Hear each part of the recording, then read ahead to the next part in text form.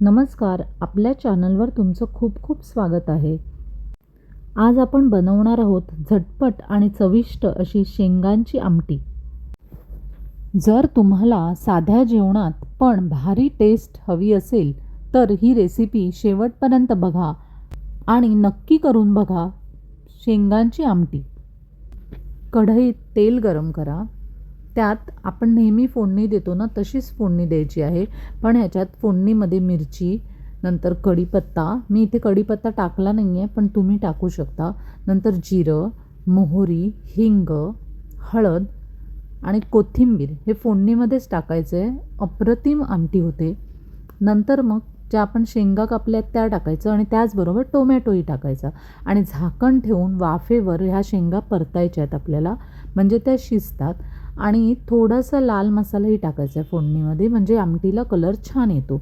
तर आता इथे मी डाळही शिजवून घेतली आहे, ती चांगली घुसळून घ्यायची आणि डाळीत मग पाहिजे असेल तर मीठ टाकायचं। नंतर मग ह्या शेंगा शिजल्या ह्या बघायच्या, दोनदा तीनदा वाफेवर ह्या शिजवायला लागतात आणि मग त्या शिजल्या की मग नंतर जी शिजलेली डाळ आहे, मी इथे तूर डाळ घेतलेली आहे, तुम्ही मूग डाळही वापरू शकता। नंतर मग ह्या शेंगा शिजवण्यासाठी म्हणून आणि त्याचा सगळा रस उतरण्यासाठी म्हणून त्याच्यात पाणी टाकायचं आहे। पाणी टाकल्यावर शेंगा जरा लवकर शिजतात आणि मग एक छान उकळी काढून घ्यायची आहे। बघा इथे कशी उकळी आली आहे, अशी उकळी आली पाहिजे पाण्याला, त्याच्यात शेंगा पटकन शिजतात। आणि मग नंतर आपण जी घुसळलेली डाळ आहे ना ती त्याच्यात टाकायची आहे। नंतर वरून थोडं मीठ टाकायचं आहे, मीठ आपल्या चवीनुसार टाकायचं आहे आणि मग ही अशी झटपट अशी आमटी तयार होते। तर ही आमटी आपण भाताबरोबर, तसंच भाकरीबरोबर, चपातीबरोबरही खाऊ शकतो। नंतर इथे ओला नारळही वापरलेला आहे, तर ओला नारळ टाकल्यावरही चव छान येते, तर तुम्ही ओला नारळ टाकायला विसरू नका।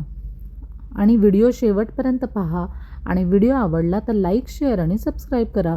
तसंच ही आमटी करायलाही सोपी आहे पण चवीला एकदम भन्नाट आहे, तर नक्की ही आमटी करा आणि नक्की सांगा कशी झाली आहे ते। व्हिडिओ आवडला असेल तर लाईक करा, अजून अशा रेसिपीसाठी चॅनल सबस्क्राईब करा आणि बेल आयकॉन दाबा। धन्यवाद। पुन्हा भेटूया पुढच्या व्हिडिओमध्ये, तोपर्यंत बाय।